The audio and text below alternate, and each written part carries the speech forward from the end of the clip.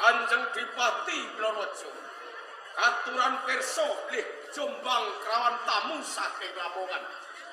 Jombang katekan tamu saka Kadipaten Lamongan. Ngaten inggih. Banjur sapa tamu? Boten wonten sanes Tumenggong Haryo Jlamprang. Tumenggong Haryo Jlamprang.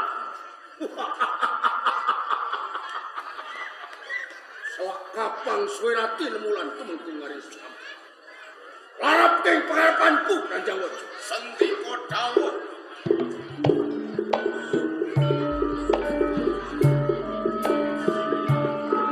Amen. Mulai kan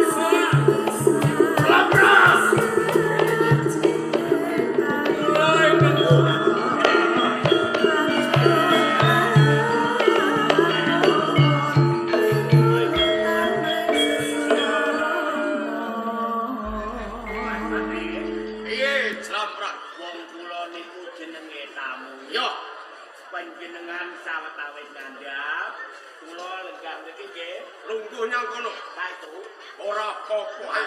Lungguh sing apik. Lungguh, kepareng derek lelenggahan nggih lungguh Kang Prayoga. tur sembah nuwun. Alah. Lungguhan sakmono gegene kok kliwat. Nuwun sewu kesusu. Aike. Slambrang, Nuwun kula Kanjeng Pelorwaja. layak. Poesuk prenjak ganter ana ing Kadipaten Jombang. Jebul Jombang katekan tamu Temenggung Harya Jlambrang. Saderengipun kula matur rumiyin nyaturaken sembah mugi kunjuk ngersa dalem Kanjeng Adipati Pelorwaja. Tak tampa Jlambrang. Ayo. Kawernane penggalihku mung wae pangestuku tampanono. Sanget tanggen kawula pundi mugi dadosa jimat. Sowanmu ning Kadipaten Jombang. Aike. Iki nelangake apa pancen ana kawigaten jam. Karoyo-royo kula gembak lampah kula. Selak kepengin pinanggih kalian dika Kanjeng Adipati Pelorwaja keranten wonten satunggaling atur tegesipun wigatos. Ingkang wigatos kala wau mligi konjuk panjenengan. Ana kawigaten malah mligi kanggo Dipati Jombang Pelorwaja. Menika leres Banjur apa wigatine jam? wigatosipun namung kula badhe caos kabar Kabaran. atur pawarta. Menane apa Jlambrang? Punten dalem sewu. Yo. Amin nggih. Warta menika saking kraton Majapahit. Majapahit. Majapahit. Lho.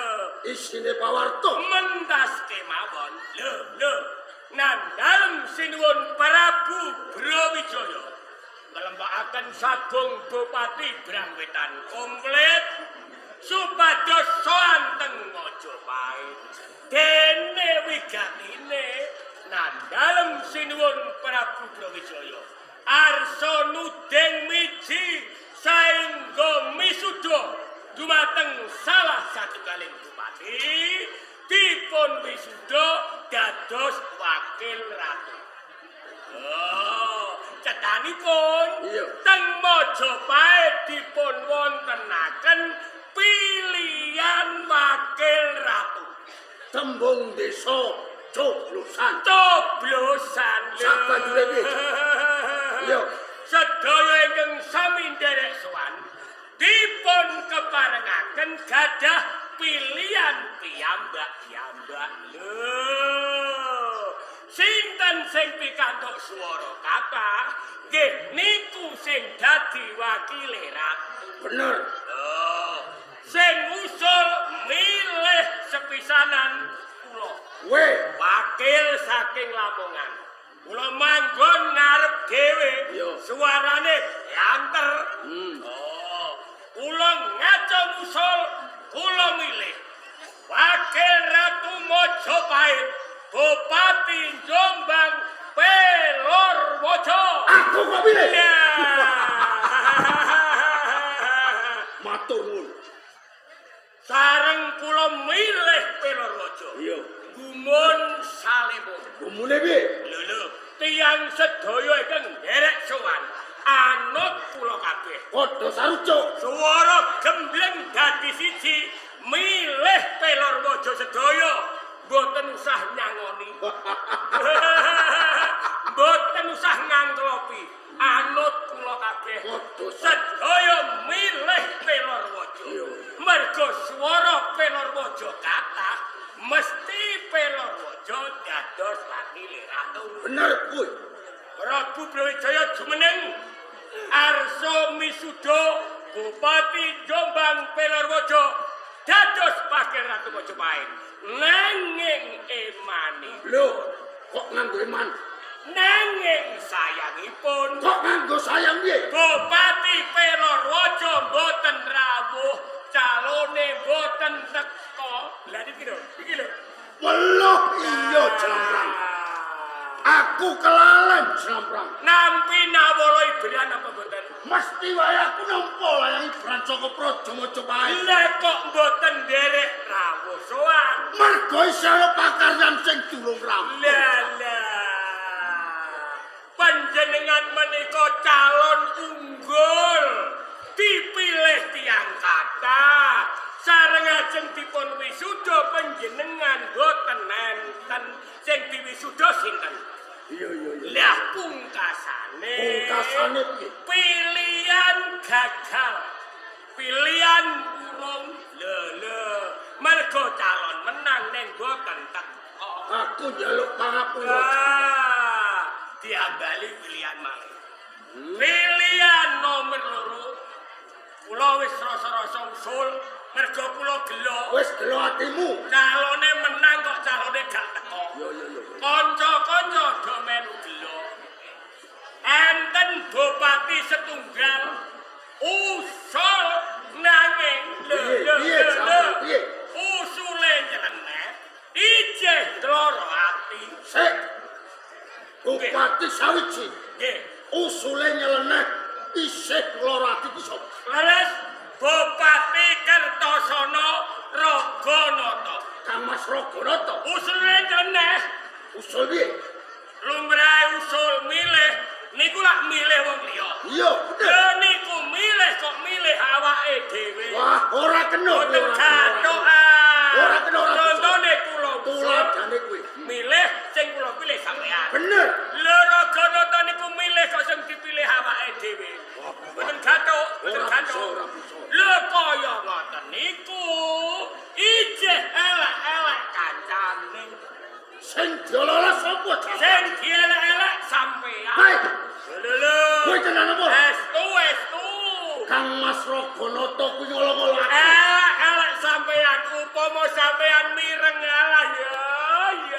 Ning ngarepe tiyang kathah sampean dielek-elek. Ning ngarepe wong akeh. Raganata Bupati Tledor Sembrono mboten tanggung jawab. Sampean dielek-elek. Kang Mas Raganata kuwi muni ngono. Leres. Ning ngarepe wong akeh. Leres. Wani ngolo-ngolo Pelorwojo. Ora apa-apa. Apa-apa? Ora apa-apa. Hei, Mateni wong. piye? Hei, Sampean dielek-elek. ora apa-apa. Ngarepe tiyang kathah. Ya ora apa-apa. Kula mawon boten sing dielek ati kula mangkel. Mergo aku ngakoni aku sing salah. Lho, Aku ora teko ning Praja Majapahit. dadi sampean dielek-elek Raganata teng ngarepe tiyang kathah. Aku Sampean ngono. boten napa-napa. Ora apa-apa. Boten lara ati. Belas. Alah, yo. Aku mah ngalung ora kondol lah. Lho. Aku matur nuwun pokoknya. Menawi ngaten panjenengan tiyang sae. Lho Pelorwojo. Najan dielek-elek ning nyatane sampean boten nesu. Pelorwojo tiyang sae. Nanging Nang piye? lah niki lho. Niki lho kabar paling wigati. Piye? Lho Wijaya niku ratu mboten genah. Lho usule Raganata kaya ngoten niku. Lho kok ditampi. Malah sakniki wakil ratu mun genah. Mun dipilih, mun diwisuda nampi Partisara. Wakil Ratu Majapahit boten sanes Bupati Kertosono Raganata. Belum.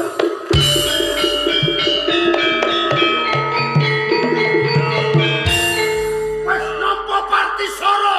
Sampun. Kang Mas Raganata sing kawiji. Leres. Kuwi tenan. Saestu. Matur nuwun. Matur nuwun. Aku melu seneng Japrang. Lho iki piye kok malah ngene? Tenan aku melu seneng. Piye?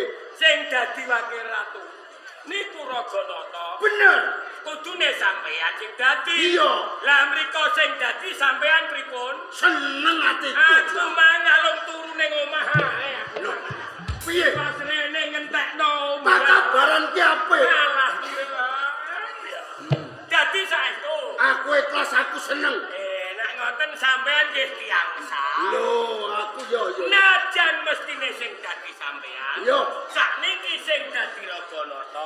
sampean mboten napa-napa. Ikhlas lahir batin. Saestu. Tenang. Nuwun sewu lho. Piye?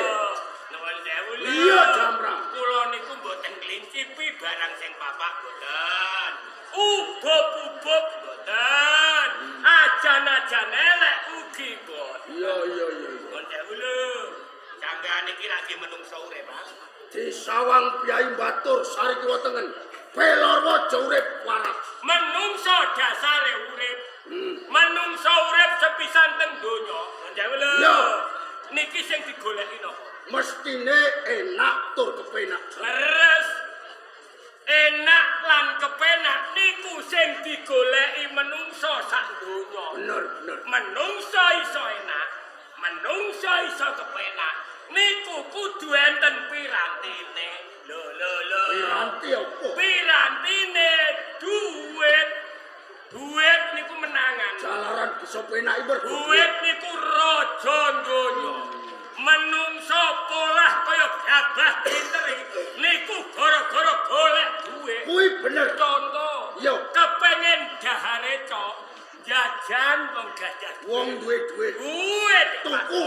Kepengen manggon omah magro. Ngono kuwi. Ndamel lah wong gadah. Wong duwe duit. Kepengen cewek cantik-cantik, tuku ning loratan gede pirang-pirang. Mergo duit. Mergo duwe duit. Bener. Mongko. Mongko piye? Nuwun. Yo. Gini. Rungokno teh. Piye? Men alas ora kepenak ning kene. Gini. Nah. Piye isi tomato pun? Menawi panjenengan kelampan dados wakil ratu Majapahit, Iya. sampean sugih dadak. Kok bisa kowe ngandhake yen to Bupati Pelorojo dadi bakal wakil Majapahit. Bisa sugih dadak. Piye jalaran? Contoh, setahun sepisan kawula Majapahit mesti bayar pajak. Bener. Pajak disetorke teng daleme teng omahe wakil ratu. Sampean contoh wakil ratu, pajak klumpuk teng omah Ning sampean. omahku, yo. Pajak klumpuk didom loro. Ya, sing separo disetorno ning Majapahit, sing separo disunati dilebokno sak bleng baki pajak separo. Donya pinten? Setahun, 2 tahun, 3 tahun, genep 5 tahun donya blabar. Sugih dadak ora keringetan. Sabrang! Aduh kaget aku. Sabrang! Yun, Kaya ngono kuwi ulang-ulanganmu. lha enten apa? Ngono kuwi ora kena jlamrang. Lha kok mboten kenal? Nyunati pajak padha karo korupsi. Lha enten apa? Korupsi kuwi dosa. Ah, Nek mati mlebu neraka. ampun wedi dosa.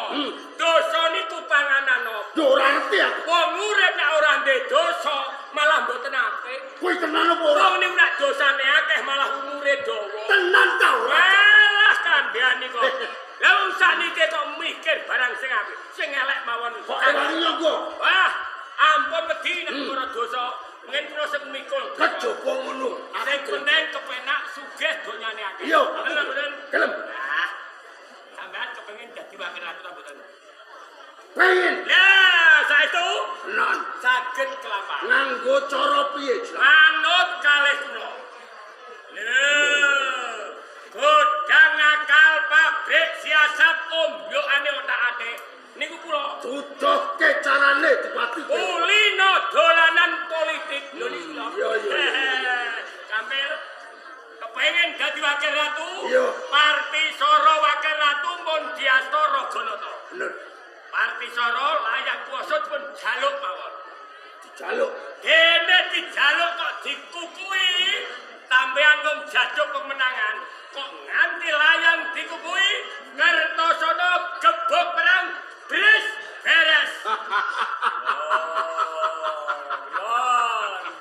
Kowe ngandhake Pelorojo wong jatuh. Ya. Parti Soro sing tangane Kang Mas Rogono. Leres. Kudu tak rebut. Rebut. Dikukui nantang Pelorojo. Ya.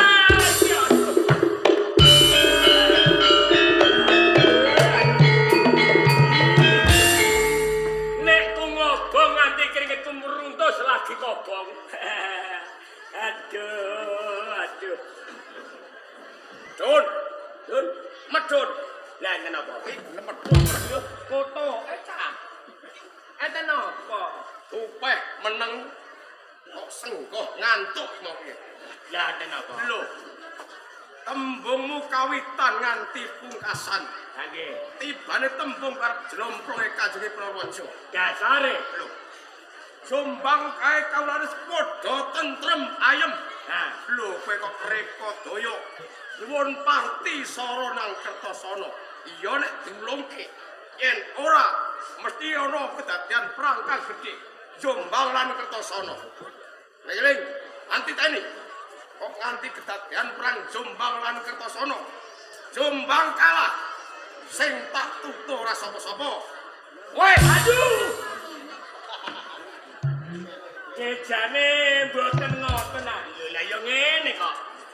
Ngene kok bar jenggung wong nek lunga enake. Lho. Lah wong bupatine anu aku kok patihe ngamuk. Lingge ning isor mas aku ra mudeng. Jebule kok ngrungokno. Kuwi entane nek ngamuk wong. Patih kok ngamuk wong, patih gadhek mono. Patih 120 kotor kok ngamuk wong. Nganti mati 120 ora ngarah tak undakno. Jaluk pundak melok ketoprak jeruk kowe. Macem-macem.